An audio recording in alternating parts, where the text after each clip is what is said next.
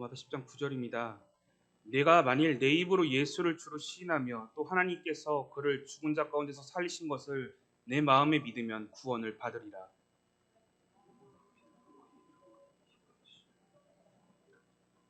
성경에 이르되 누구든지 그를 믿는 자는 부끄러움을 당하지 아니하리라 하니,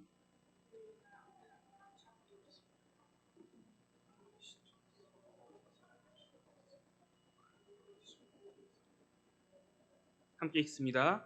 누구든지 주의 이름을 부르는 자는 구원을 받으리라. 아멘. 할렐루야. 이 저녁에도 하나님의 전에 나와 또 말씀을 사모하여 이 전에 나오신 성도님들을 환영하고 축복합니다. 더불어서 고난주간인 이번 한 주간 성도님들의 삶 속에서 주님의 은혜와 사랑이 풍성히 누리시는 한 주간의 삶이 되기를 소원합니다. 아시다시피 성경은 하나님의 말씀을 계시한 것이죠. 특히나 구약 성경은 오실 메시아신 예수 그리스도를 우리에게 간접적으로 예표하는 성경입니다. 담임 목사님의 표현을 조금 빌려서 제가 말하면 바로 예수 그리스도의 그림자를 잘 보여주고 있는 성경이 바로 구약 성경이자, 제가 오늘 창세기 말씀을 인용할 때 그 말씀, 예수님의 그 사랑이 조금은 더 풍성히 담겨져 있는 그 그림자인 성경이 창세기가 아닐까 싶습니다. 그렇기에 오늘 구약 말씀들을 함께 좀 왔다 갔다 읽어보면서 예수 그리스도의 구원과 그 은혜를 함께 여러분들과 나누어 보고자 합니다. 이에 오늘 제목이 뒤바뀐 자리를 기억하는 삶이라는 제목으로 하나님의 크신 은혜를 나누고, 또 그 은혜 가운데 우리가 어떻게 결단하며 살아야 할지에 대해서 생각해 보는 시간을 가져보려고 합니다. 여러분, 간혹 성경을 읽다 보면 의롭다, 의로움 혹은 의에 대해서 의에 대한 용어들이 등장하게 됩니다. 사실 구원에 있어서 이 의라는 용어는 매우 중요합니다. 흔히 법정적인 용어, 그러니까 법정에서 쓸 법한 용어인데요.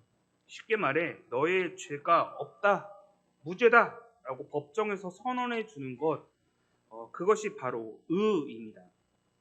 물론 세상의 법관이, 세상에 우리가 살고 있는 이 법을 다스리는 이 법관들이 자기 마음대로 죄인들을 향해 너 무죄야 라고 선언한다면, 너 의로운 사람이다 라고 선언한다면, 죄가 없다라고 선언한다면 그것은 부패한 법관일 것입니다. 그러나 유일한 신, 바로 하나님께서 모든 인류가 가지고 있는 죄에 대해서 용서를 선언하신다면 죄 아래에 있는 우리 모두에게 있어서 그것은 하나님의 부패함이 아니라 하나님의 은혜라는 사실에 대해서 논할 수밖에 없는 것일 겁니다. 그렇기에 하나님께서는 독생자 예수 그리스도, 그분의 십자가의 은혜를 통해 죄에 빠져 있는 우리를 죄에서 건져주시고 의롭다 여겨주신다는 것은 우리가 알다시피 성경에서 증언해주고 있다는 것이죠. 이것을 잘 묘사하고 있는 성경이 바로 로마서 3장 23절 말씀인데요. 함께 보겠습니다.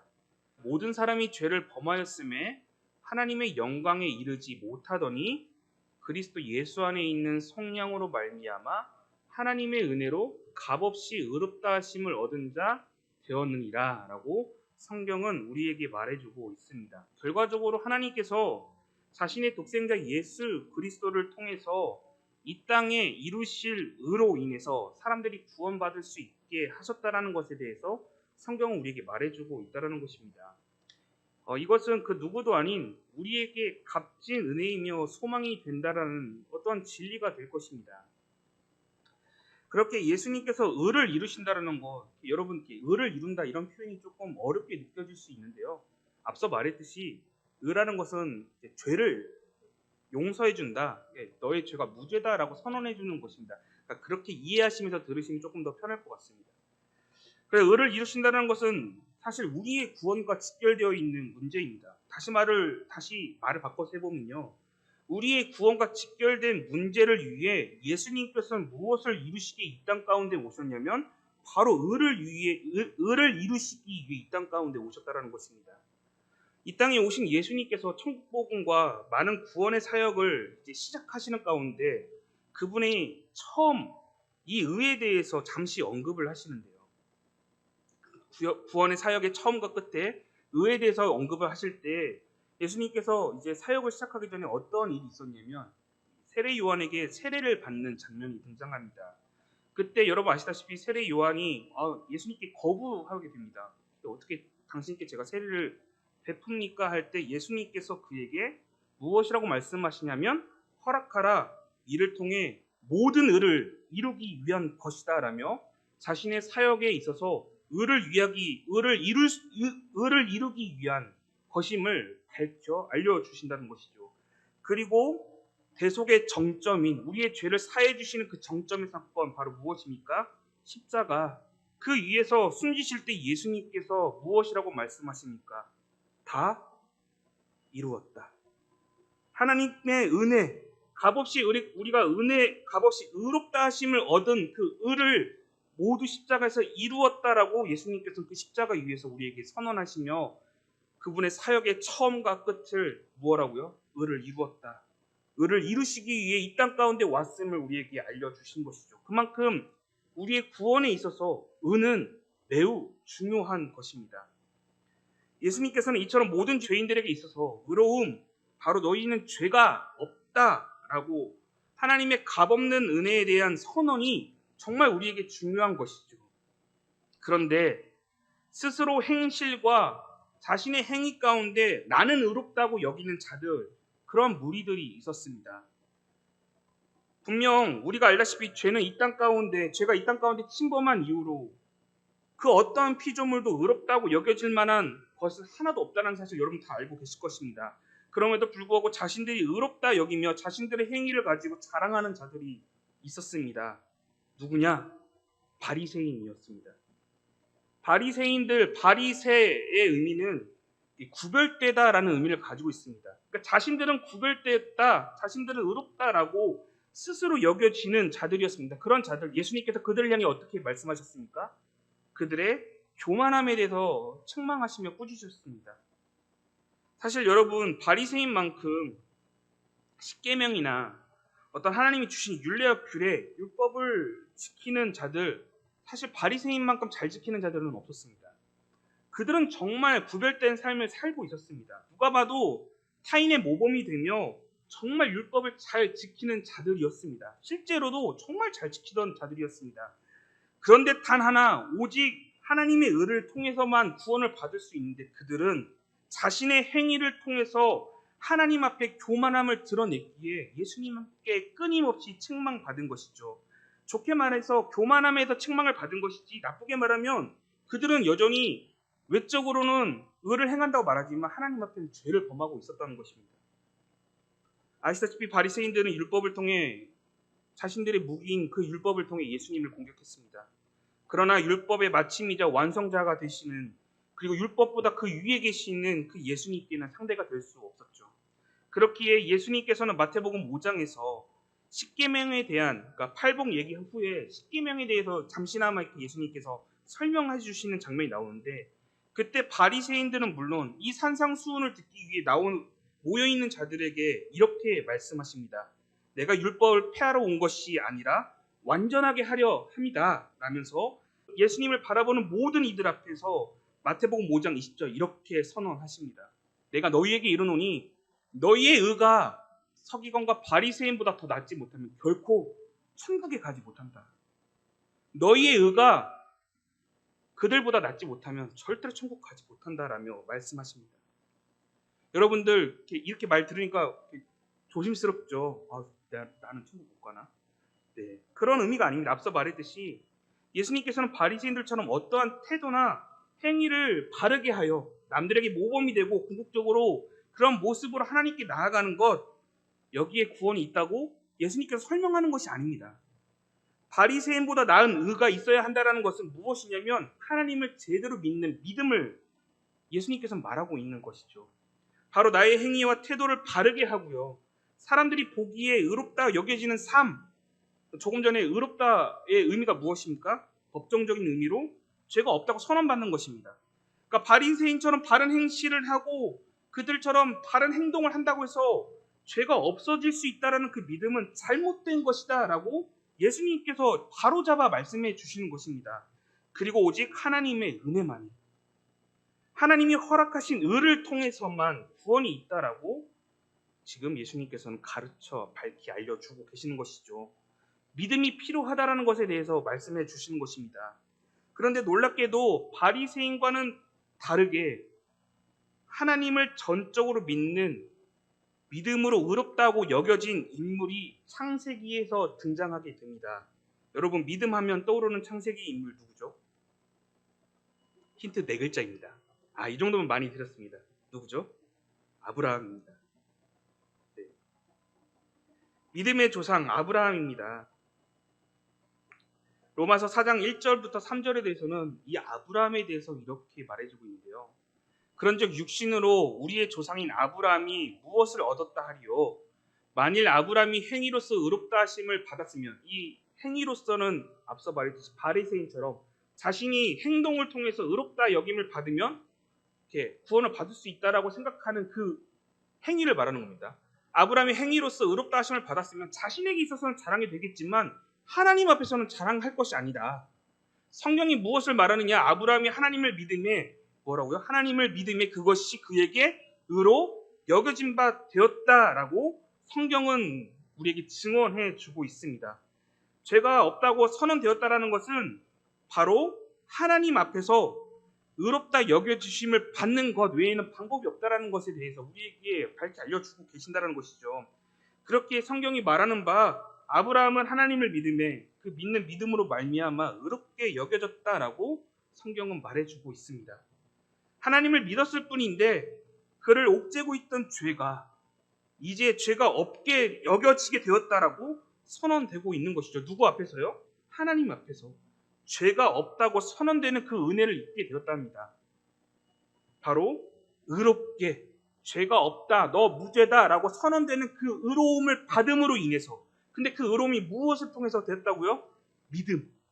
하나님을 전적으로 믿는 것을 통해서 그렇게 하나님 앞에 죄가 없다고 선언되어지는 그 은혜를 아브라함이 누리게 되었다고 성경은 우리에게 말해주고 있습니다. 믿는 믿음으로 의롭게 여겨지는 은혜는 과연 아브라함에게만 해당되는 이야기일까요? 아닙니다. 로마서 4장 20절부터 25절 좀 긴데요. 여기 살펴보면 뭐라고 말해주냐면 믿음이 없어. 이것은 이제 아브라함과 그의 아내 사레를 말해주는 겁니다. 그 아브라함과 사레가 하나님의 약속을 의심하지 않고 믿음으로 견고하여져서 하나님께 영광을 돌리며 약속하신 그것을 또한 능히 이루실 줄을 확신하였으니 그러므로 그것이 그에게 무엇이라고요? 의로 여겨지게 되었다고 말해주고 있습니다. 23절 그에게 의로 여겨졌다 기록된 것은 아브라함만을 위한 것이 아니요 의로 여기심을 받은 우리 모두를 위한 것이다 라고 선언되고 있습니다. 곧 예수를 우리 주로 고백하는 자들 더불어서 죽은 자 예수님께서 죽으셨는데 그 죽은 자 가운데서 살리신 이 바로 하나님을 믿는 자들에게 해당되는 것이죠. 25절 예수는 우리가 범죄한 것 때문에 내줌이 되고 또한 우리를 의롭다 하시기 위해 살아나셨다라고 성경은 말하고 있습니다.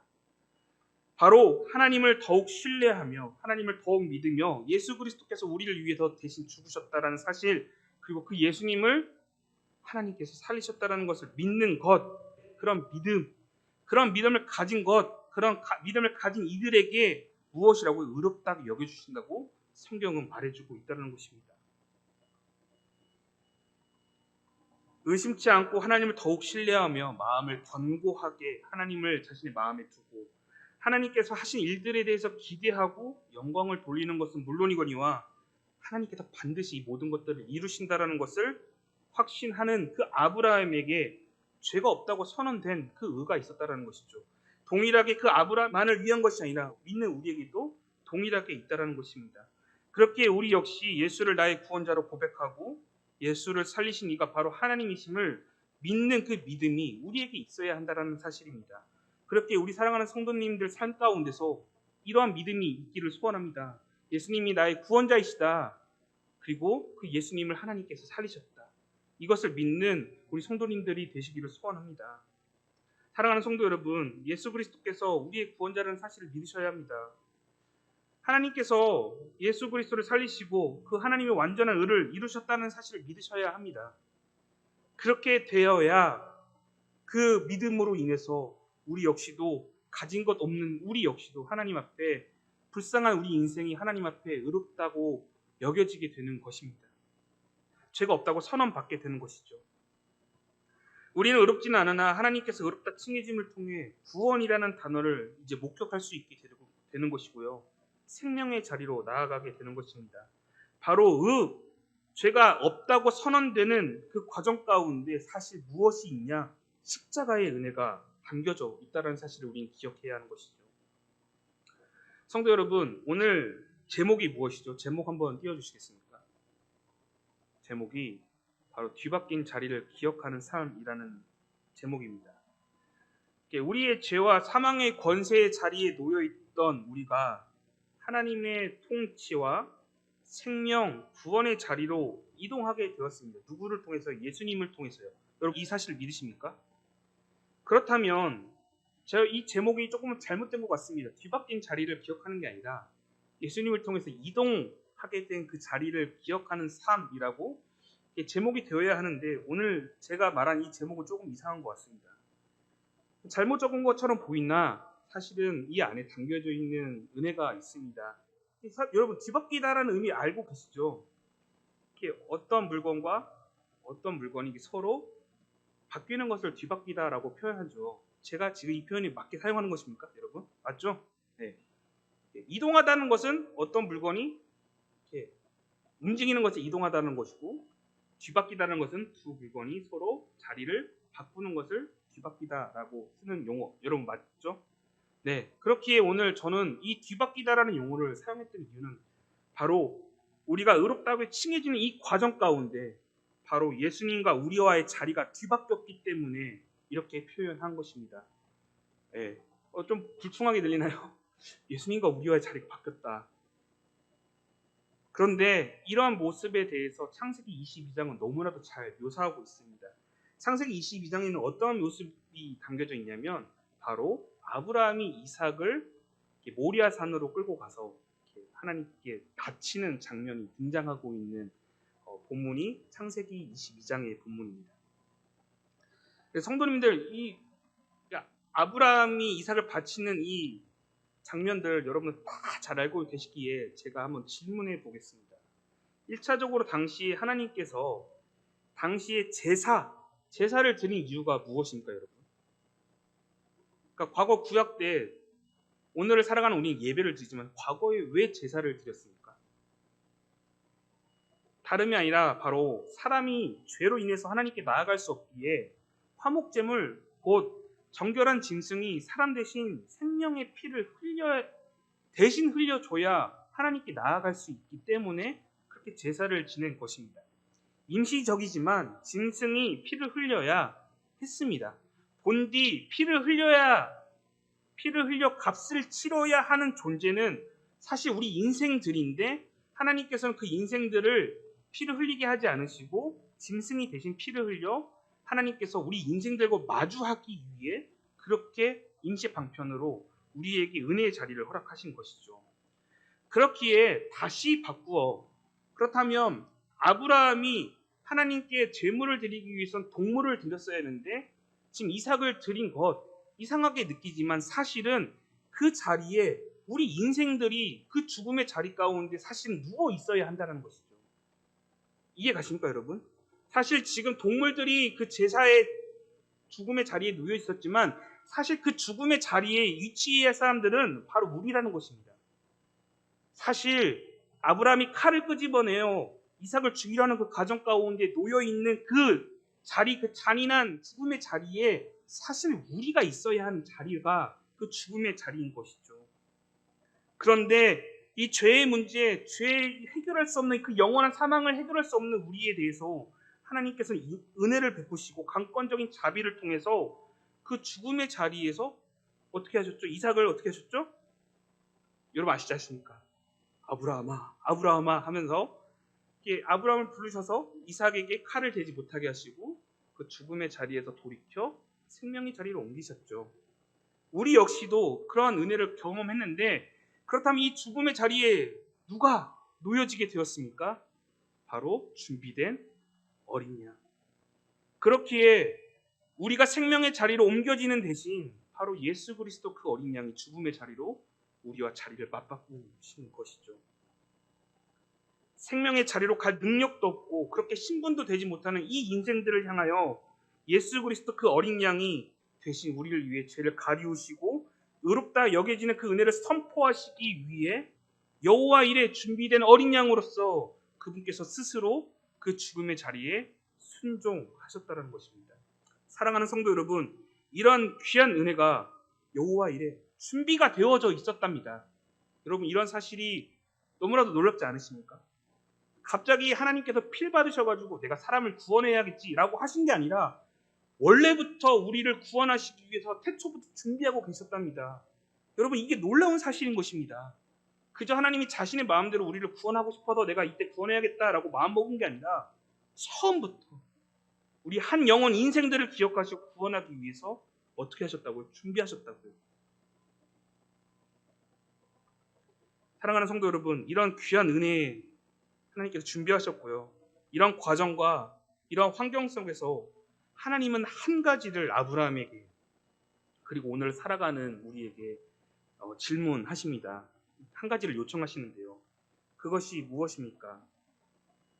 하나님께서는 아브라함을 시험코자 자신의 독생자인 이삭을 제물로 드릴 것에 대해서 하나님께서 말씀하십니다. 그래서 창세기 22장 살펴보면 하나님께서 1절에 아브라함을 시험코자 하시며 자신의 그 이삭, 독생자 이삭을 바치라고 말씀하십니다. 이것을 통해서 아브라함에게 요구된 것은 무엇입니까? 네가 정말 나를 어디까지 믿느냐? 어디까지 신뢰하느냐? 나를 너의 하나님으로 인정하고 있느냐? 하나님께서 아브라함의 삶의 강권적으로 이끄시며 내가 너와 함께하고 있으며 내가 너와 동행하고 있다는 그 사실에 대해서 너 정말 믿고 있느냐에 대해서 시험코자 잔인하게 이삭을 정말 죽이려고 했던 것이 아니라 아브라함이 어디까지 한번 순종하는지 어디까지 하나님을 믿고 있는지에 대해서 그에게 요청하신 것이죠. 결국 아브라함에게 말하고자 하는 바는 과연 너의 삶 가운데 1순위가 나냐? 너의 삶 가운데의 1순위가 이삭이 아니라 나 여호와 하나님이냐?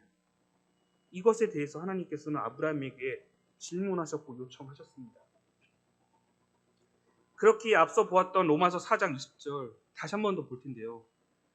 하나님의 약속을 의심하지 않고 믿음으로 견고하여져서 하나님께 영광을 돌리며 약속하신 그것을 또한 능히 이루실 줄을 확신하였으니 그러므로 그것이 그에게 의로 여겨졌다라며 아브라함에 대해서 이렇게 설명하고 있습니다.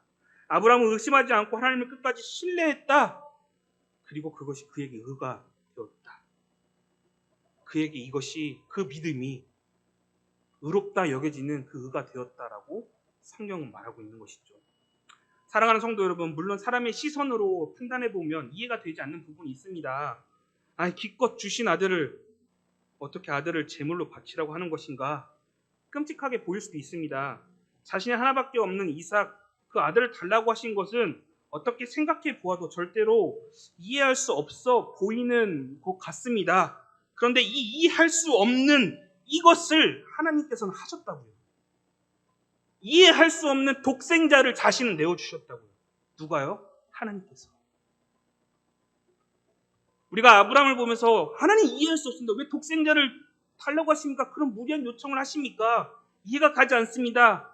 라고 하는 그 이해되지 않는 부분을 하나님께서는 이루셨다고 하셨다고요. 다름 아닌 우리를 위해서. 하나밖에 없는 독생자를 내어주시면서 당신이 품으시는 우리 바로 자녀들, 백성들 당신이 놓치지 않고 그와 같이 여기지 않으시며 우리를 포기하지 않기 위해 그 사랑을 베푸신 것이죠.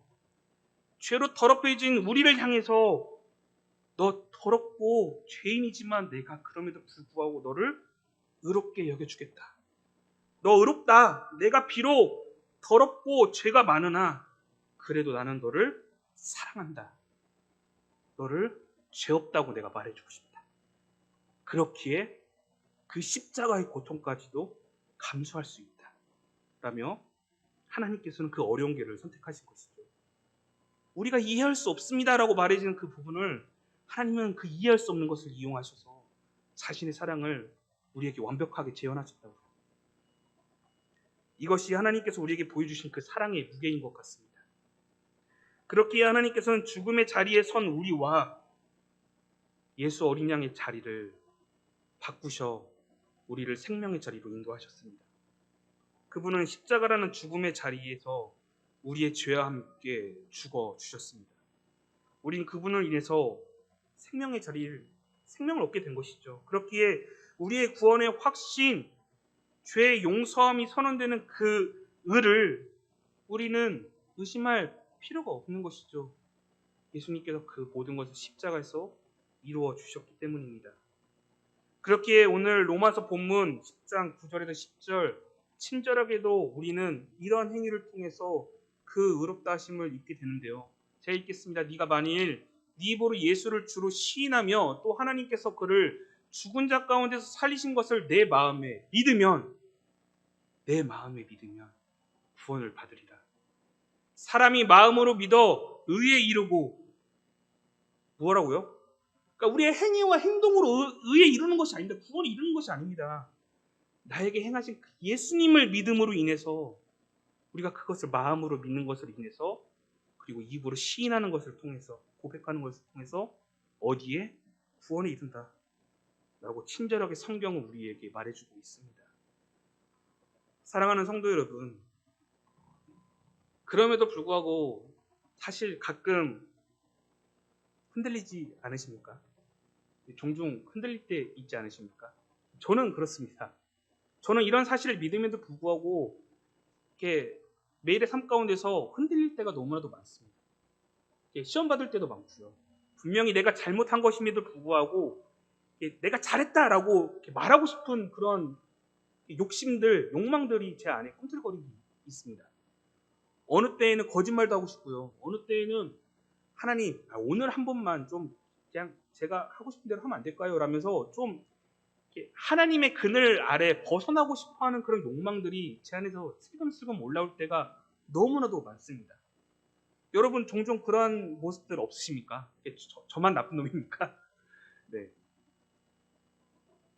하나님이 나와 과연 동행하고 있는가 의심될 때가 있고요. 내가 과연 구원받은 자인가? 라는 의심이 들 때도 있습니다.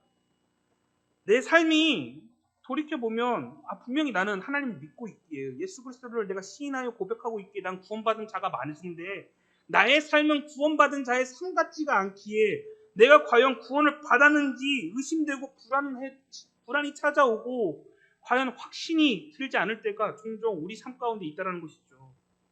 그럼에도 나의 의심과 불안과 상관없이 여전히 하나님은 계시고 여전히 하나님은 자신의 백성을 도우시고 함께 하신다는 것입니다.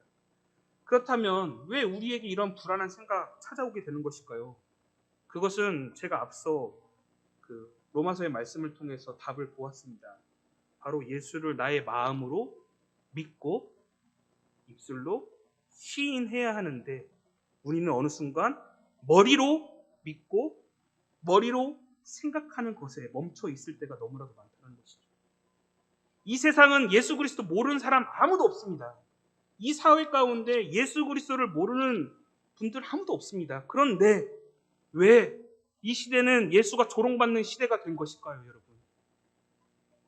마음으로 제대로 믿지 않고 예수를 신뢰하지 않기에, 머리로만 믿기에 그런 현상들이 우리의 매일의 삶 가운데서 드러나는 것이며 우리가 예수님께서 주시는 은혜보다 삶의 두려움이 더 크게 작용되는 것일 것입니다. 그렇기에 성경은 우리에게 말하고 있는 것이죠. 의인은 믿음으로 말미암아, 여러분 함께 고백해 볼까요? 의인은 믿음으로 말미암아 살리라. 믿으십니까, 여러분? 우리는 믿음으로 사는 존재입니다. 누구를 믿음으로요? 하나님을 믿음으로. 나의 구원자 예수 그리스도를 믿음으로 사는 것입니다. 여러분의 인생 가운데 앞서 말했듯이 아브라함에게 하나님께서 요청했던 질문처럼 여러분의 삶 가운데서 1순위가 무엇입니까? 혹시 여러분의 자녀가 1순위입니까? 아브라함처럼 이삭이 내 삶 가운데 1순위입니까? 여러분의 1순위는 무엇입니까? 돈입니까? 명예입니까? 어떤 것입니까? 여러분 담대히 선포하셔야 합니다. 나의 삶 가운데 1순위는 하나님이다. 믿으십니까?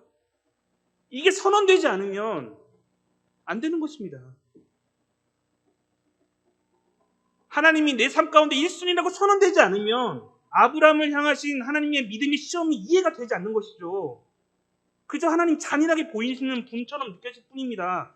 그런데 예수 그리스도, 그분이 나의 삶의 전부가 되어주신다는 사실, 내 삶의 주체가 되어주신다는 사실을 확신한다면 여러분의 삶 가운데서 두려움은 없다는 것이죠. 왜?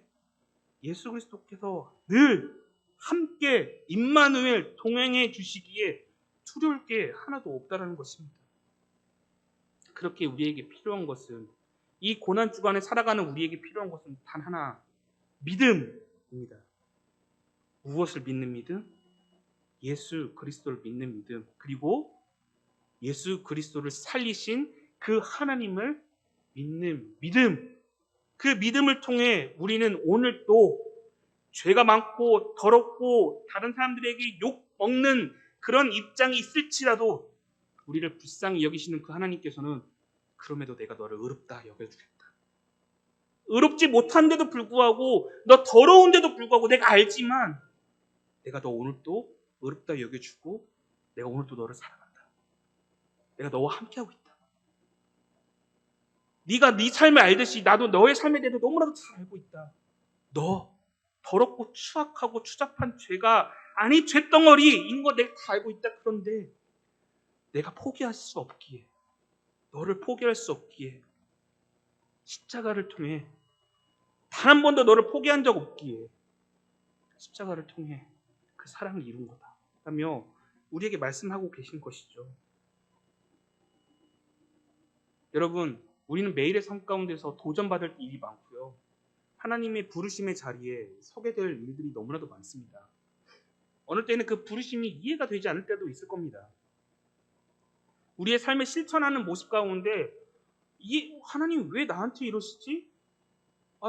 뜬금없이 나한테 왜 이런 모습들을 보여주시지? 라고 할 때가 있습니다. 그때 너는 어디까지 나를 신뢰하고 믿을 수 있느냐? 믿음으로 말미암아 산다며, 그렇다면 너 어디까지 나를 신뢰할 수 있느냐? 너의 삶 가운데 1순위가 나냐에 대한 질문을 우리에게 요청하실 때가 있을 것입니다. 그런데 그 하나님께서 무조건 너 내 말 들어, 너 무조건 나한테 복종해, 순종해, 그렇게 이기적으로 어떤 의미를 담지 않고 우리에게 무작정 요청하시는 그런 하나님은 아니십니다. 여러분, 아브라함이 처음 하나님을 대면하여 그가 명령받은 것은 너의 친척 고향 땅을 떠나 내가 이끄는 땅으로 가라 라는 말씀, 여러분 알고 계십니까? 알고 계시죠? 여러분 잘 생각해 보십시오. 그 말씀이 여러분들에게 임했다면 여러분들 하실 수 있으시겠습니까? 지금 내가 이 땅 가운데서 벌어놓은 것들, 이 땅 가운데서 내가 행해졌던 것들, 내가 이 땅 가운데서 이룩했던 모든 것들을 내려놓고 떠나야 한다면 과연 내가 할 수 있을까? 왜 하나님 이해가 되지 않는 것들을 나에게 하셨을까? 그냥 나 이렇게 평안하게 살면서 그냥 믿음 갖게 하시면 되지. 아니 굳이 왜 떠나게 하시는 건가? 그러한 이해되지 않는 모습들이 여러분들의 삶 가운데 분명히 존재할 것입니다. 아직 찾아오지 않았다면 분명히 찾아올 것입니다. 한 번쯤은 여러분 삶 가운데서 하나님이 이해되지 않는 그 의미들이 여러분들 삶 가운데 임할 때가 있을 것입니다. 그런데 아브라함에게 그렇게 행하셨던 이유는 단순하게 너 내 말 잘 들어라고 그 땅을 떠나라고 하신 것이 아닙니다. 사랑하는 성도 여러분, 아브라함의 아버지의 직업이 무엇인 줄 아십니까? 우상을 만드는 자였습니다. 아브라함의 고향, 아브라함의 친척이 그 살고 있는 땅은 어떠한 땅이냐면 우상이 넘쳐나며 세상 문화가 넘쳐나는 그 땅이었습니다. 하나님의 말씀이 비집고 들어가기에는 세상 유혹이 너무나도 많은 그 땅이었습니다. 그 죄 많은 땅을 너는 떠나야 한다. 죄가 있는 그 영역을 떠나 나와 동행하는, 나와 함께 걸어가는 땅으로 가자. 내가 너를 인도해 주겠다. 세상이 유혹하는 그 땅, 세상에 성공이 있을 것 같은 그 땅, 네가 우상을 깎아 만들고 너의 직업과 직장이 있는 너의 삶을 성공시킬 것 같은 그 땅을 보다 내가 너와 함께하고 있는 그 은혜의 땅으로 내가 너 인도해 줄게. 나와 함께 가자라며 하나님께서는 풍성한 은혜를 통해 아브라함을 인도하신 것입니다. 그런데 우리는 이런 은혜 가운데 하나님의 은혜를 먼저 살피는 것이 아니라 나의 것을 먼저 살피게 되는 것이죠. 이것을 두고 어떻게 떠나? 하나님 왜 나에게 이런 것들을, 이것을 어떻게 해요 하나님? 하나님 하나만 양보해 주시면 안 될까요? 라며 하나님과 협상하려고 하는 우리의 모습들이 발견된다는 것이죠. 그런데 지금 아브라함은 단호하게 어떻게 했다고요? 네, 하나님이 가라 하신 땅으로 가겠습니다. 그러한 하나님을 내 삶 가운데 1순위로 두는 믿음이 있어야 한다는 사실에 대해서 성경 우리에게 말해주고 있는 것입니다. 성경은 단순히 하나님의 이기적인 모습을 우리에게 말해주고자 하는 것이 아니라 너의 삶 가운데서 과연 1순위가 하나님이냐에 대해서 우리에게 끊임없이 질문하고 있는 것이죠. 그리고 죄를 떠나, 죄의 영역을 떠나 하나님의 영역을 선택하라라며 우리에게 요청하시는 것입니다. 그리고 그 요청된 삶, 그 요청된 삶을 십자가를 통해서 우리에게 보여주신 것이죠. 사랑하는 성도 여러분, 우리 믿는다고 말해지는 우리의 삶 가운데서 여전히 죄악된 모습들이 너무나도 많습니다. 제가 지난 설교 때도 말했지만 그 우리의 약한 모습과 연약한 모습, 죄의 모습을 너무나도 잘 보여주는 인물이 창세기 등장한다고 했죠. 그 인물이 바로 야곱입니다. 여러분, 형의 장자권을 위해서 야곱이 했던 일이 무엇이죠? 맛있는 팥죽을 만들어서 형에게 장자권을 협상했죠. 우리의 삶 가운데서 동일하죠. 형의 배고픔을 약점을 이용하는 그런 교활함, 남의 약점을 어떻게든 무너뜨려서 내가 성공해야 하는 나의 교활함, 아버지의 축복권을 얻기 위해서 속임과 세상 가운데 성공을 위해서 빼앗아야만이 내가 잘난 삶을 살 수 있다라는 그 삶이, 그 야곱의 모습이 오늘을 살아가는 우리의 삶과 똑같다는 것입니다, 여러분.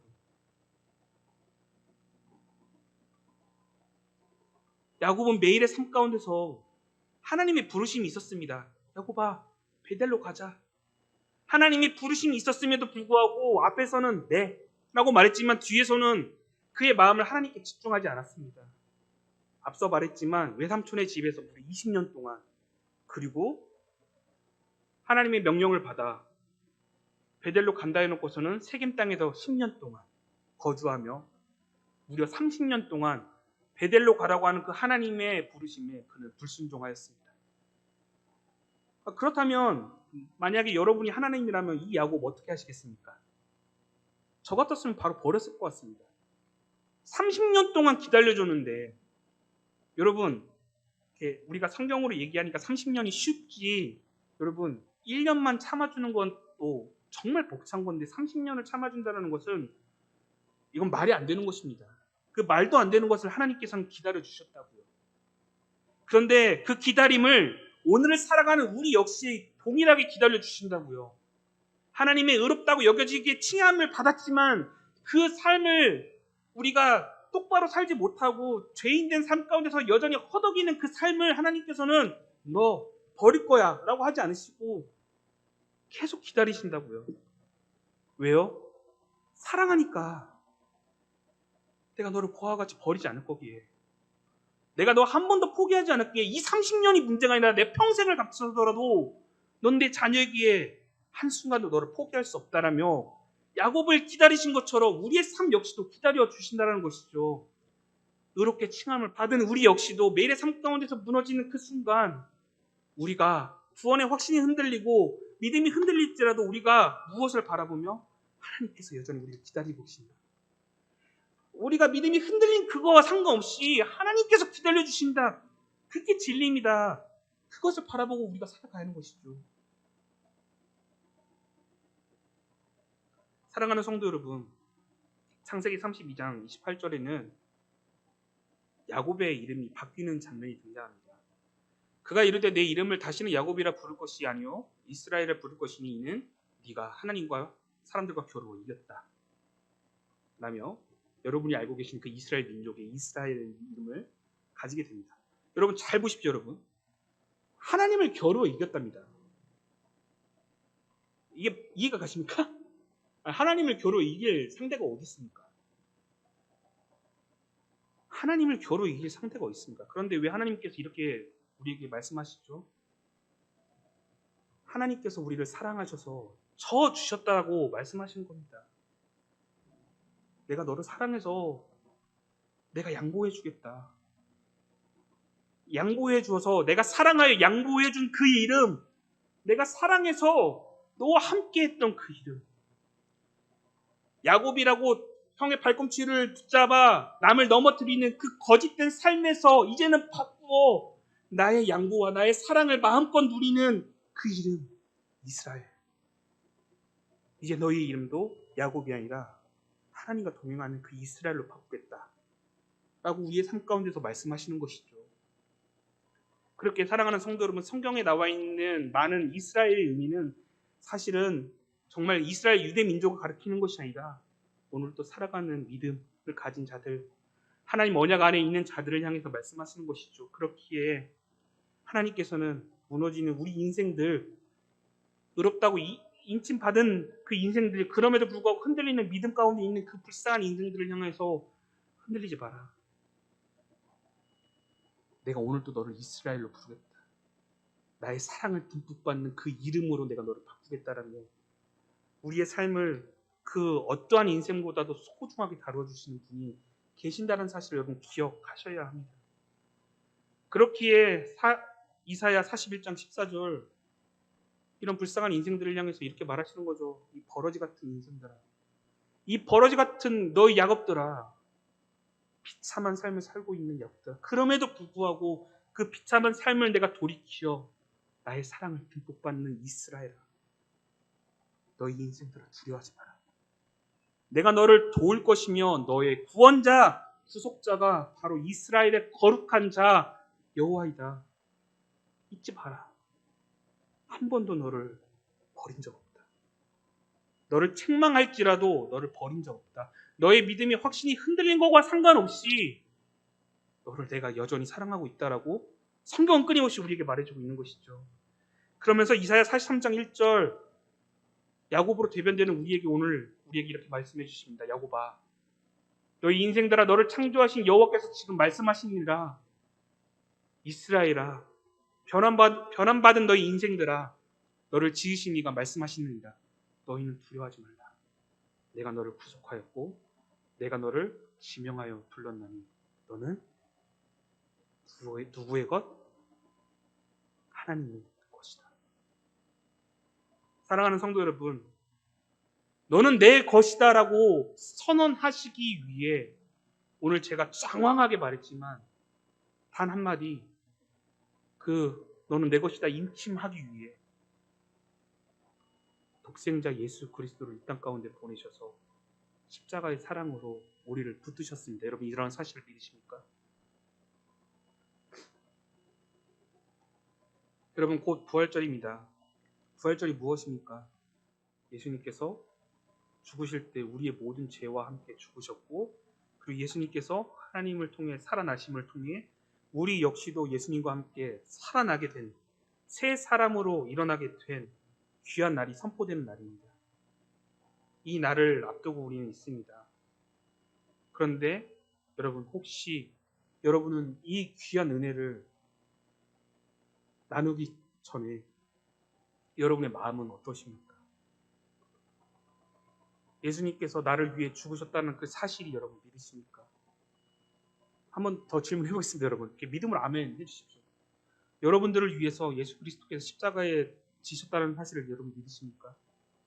그렇다면 그 예수님이 부활하실 때 우리 역시도 함께 부활하셨다는 사실 여러분 믿으십니까? 여러분, 아멘 하셨다면, 이것을 믿는다면 거기서 끝나시면 안 되는 것이죠. 그 기쁨을 누리며 그 기쁨을 나누어야 하시는 것이에요. 나누어야 하는 것이죠. 앞서 말했듯이 머리로만 끝나는 믿음이 아니라 마음으로 믿고 입으로 시인함을 통하여 구원에 이르는 우리 믿음의 사람들이 해야 할 것은 머리로 끝내는 것이 아닙니다. 그렇게 여러분 행동하셔야죠. 그렇게 저는 여러분 이 시간에 한 가지의 결단을 좀 드리고 싶습니다. 여러분, 구역원들 계시죠? 구역장님들 계시면 여러분들의 구역원 혹은 여러분들의 구역 있을 것입니다. 이번 부활절에 여러분들의 구역에 다 전화하셔서요, 함께 부활절의 의미, 참된 의미를 함께 누리셨으면 좋겠습니다. 여러분만 부활의 기쁨을 누리려고 그냥 주일 예배 오시는 것에 멈추지 마시고요. 여러분, 죽어가는 인생들, 사망의 음침한 골짜기 가운데서 무너지는 그 영혼들을 향해서도 우리가 부활의 기쁨을 전해야 하는 책임과 사명이 있습니다. 여러분 기억하셔야 합니다. 그러기에 여러분 결단하십시오. 이번 주에 여러분들 꼭 전화하셔서 함께 예배에 나와 부활의 기쁨을 누려주십시오. 예배에 인원을 채우기 위해서 그런 목적이 아닙니다, 여러분. 앞서 제가 상황하게 설명했듯이 인침을 받은, 구원을 받은 우리가 마땅히 해야 할 책무이자 책임이자 의무입니다. 여러분, 책임에는 이렇게 책임을 받으신 여러분들 그 책임을 지셔야죠. 구원의 자리 가운데 여러분 있지 않으십니까? 여러분 영혼을 살리는 자리 가운데 계십니다. 잊으시면 안 됩니다. 여러분 꼭 결단하시기 바랍니다. 이번 주일 책임지시고 여러분의 구역원들을 꼭 전화하셔서 함께 예배의 자리에 나오십시오. 부활의 기쁨 함께 누리셔야 합니다. 하나님의 말씀을 함께 누리셔야 합니다.